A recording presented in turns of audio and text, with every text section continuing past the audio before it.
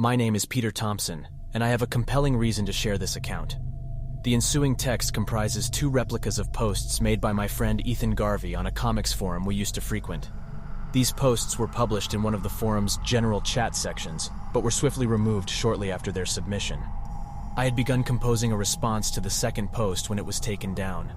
However, I managed to copy and preserve the entire text due to its peculiar nature. The following lines represent my recollection of the first post's opening sentences to the best of my ability, although the wording may not be exact. I feel an urgent need to record this. I must put it into writing before it escapes me. A 4-hour gap separates this post from the subsequent one. It happened again. I don't even recall pressing the submit button for that initial post. The gaps in my memory are worsening. It all started with Elena's husband. Elena had been married to Daniel for quite some time, even before I met her. They were both wonderful individuals, though Daniel was somewhat reserved around new acquaintances. He mostly kept to himself and wasn't very talkative, but once you got to know him, you'd realize he had a kind heart. He always made an effort to perform small acts of kindness, even for strangers. Whenever he encountered a homeless person on the street, he'd give them a few dollars. He was always willing to offer a ride home to friends in need and acted as a designated driver during our drinking sessions. That sort of thing. One day, while I was conversing with Elena, she mentioned that Daniel had been behaving oddly. "Ever since he brought that hideous thing home," she remarked. Intrigued, I inquired about what she was referring to. She explained that around 2 weeks earlier, Daniel had arrived home after a long day at the office, carrying something under his arm that she had never seen before. It resembled a laptop, but it appeared to have been partially dismantled, with random sections taken apart. There were various additional components that seemed to serve no purpose, wires and other unfamiliar attachments. She asked him about it, and he simply replied that it was work-related. Given Daniel's occupation in computer programming, it seemed like a plausible explanation, and she didn't think much of it at the time. However, a few days later, when she returned from shopping, she found Daniel sitting in front of the peculiar device, fixated on a bright blue screen. Occasionally, he would type a series of seemingly nonsensical characters into it, random letters and numbers without any discernible pattern. Then, he would stare at the screen until a similar line appeared in response, suggesting a connection to the internet. However, later that day, Elena noticed that the modem was switched off, even though Daniel continued typing away. According to her account, this behavior persisted, and whenever she tried to discuss it with Daniel, he would appear confused for a few moments, as if he genuinely didn't comprehend her inquiries about the device. He would then revert to claiming it was for work and refuse to engage in further conversation. I found this profoundly peculiar, so I suggested that Elena capture a photo of the screen while Daniel was typing. I proposed using her iPhone or any other device to document the strange code, as it seemed as though Daniel and whomever he was communicating with might be using a form of coded language. I mentioned having a friend who possessed a talent for deciphering such codes. Concerned about her husband's well-being, Elena agreed to my request. She confided in me that Daniel had become increasingly distant, alternating between moments of excessive sociability and his usual shy demeanor. Her genuine worry indicated that this situation wasn't merely an overreaction, but something genuinely unsettling. A few days later, we received a photo of the screen with a line of code displayed on it. Ryan, my friend with the code cracking skills, and I embarked on the task of deciphering it. Well, to be honest, Ryan did most of the work. I mainly observed. It took him a while, but he eventually made sense of it. However, what he discovered didn't make much sense to me. Daniel's line of code read, "Waiting." The reply from the person he was communicating with stated, "Wear only white for the remainder of the day." Daniel acknowledged the message, and that was the extent of the exchange. When I shared this revelation with Elena, she grew even more unsettled by the entire situation. She informed me that shortly after capturing the photo, Daniel had indeed gotten up, gone to the bedroom, and changed into an all-white outfit. This struck her as odd since he typically preferred darker colors like black and gray.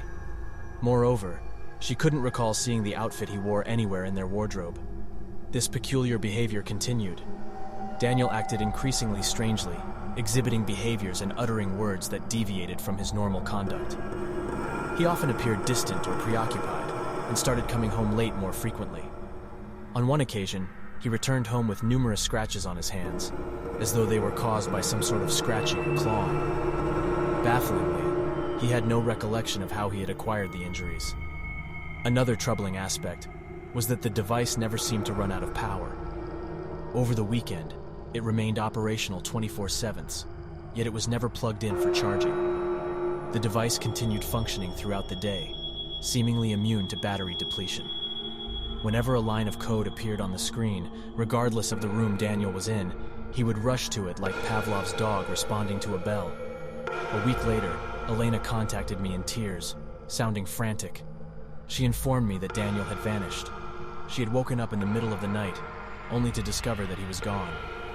His phone went unanswered, and she reached out to his office, their friends, both his and her relatives. Yet nobody had any information. She even contacted the police, but they insisted that not enough time had passed to report him as missing. Elena mentioned that when she descended into the living room, that damn thing was sitting open on the table, its blue screen casting a dim light onto a sofa that appeared recently occupied. Ryan and I offered to examine the device in an attempt to uncover any clues regarding what had transpired. Elena, desperate for any hint about Daniel's whereabouts, agreed, and we collected the device from her the following day. Since the police would only intervene after a few days had passed, we decided to take a shot at deciphering its contents. If we couldn't find anything substantial, we would turn it over to them once they officially launched the search for Daniel, unless he returned before then, of course. We discovered that every interaction between Daniel and the individual he communicated with was accessible by pressing the up key and scrolling through the various lines of code. Once we reached the uppermost limit, we presumed it to be the beginning, and Ryan began the process of translating, while I diligently transcribed his findings. Neither of us had any inkling of what we were about to uncover. The initial message was straightforward. It stated, "Hello, Daniel. Please stand by." It was followed by, "When asked about this device, you are to say only that it is for work. We shall supply further instructions if necessary." The subsequent message appeared to be from the same unknown contact. It read, "Eat only vegetables today." It was another instruction. Ryan proceeded to translate the next one. Daniel would indicate his presence at the device with a simple, "I am here," and then an order would follow. "Slow down by 5 miles at the first green light you see after work. Kiss your wife only on the cheek for the next 24 hours. Do not smile until told otherwise." As I wrote down these instructions, I couldn't help but wonder what in the world all of this meant. Was Daniel involved in some kind of kinky master-slave affair behind his wife's back? Was this part of an exceedingly bizarre reality show he had been participating in? Perhaps it was some kind of hidden camera stunt. I couldn't fathom what was really going on. Then Ryan fell silent. He swallowed hard, and he read the next instruction. "Eat a child's skin." I turned to look at him, and at that moment, I was utterly terrified. The more we delved into this, the more unsettled I became. I desperately hoped that Ryan was playing a prank on me. I even said, "You made that one up," attempting to sound casual and joking, but it came out as a plea, begging him to reassure me that it was a fabrication. Judging by the look on his face, he either hadn't made it up, or he was a far better actor than I had ever imagined. The subsequent instructions we translated were more mundane nonsense. They involved directives on what to wear, how fast to walk, which route to take to work, and what to eat. I tried to convince myself that one of them must have been a translation error, that Ryan had gotten it wrong. Then he proceeded to read the following instruction. "Remove the eyes and tongue of the first homeless man you see today." Most people would understandably be horrified by such a command, but for me, it went beyond mere unease. I felt physically sick. I recalled reading a news story not long ago about a brutal slaying of a man believed to be one of the city's homeless population. He had been discovered in a pool of blood, his eyes gouged out, and his tongue severed in a shop doorway. The realization sent chills down my spine. The remaining instructions were mostly mundane and trivial, although they no longer mattered at this point. Driven by morbid curiosity, we pressed on.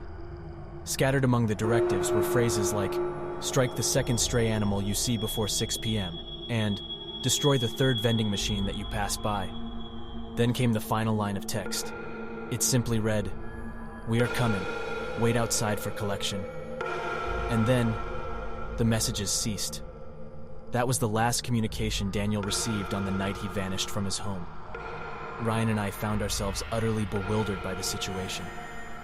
Instead of providing answers, the enigmatic messages only raised more questions.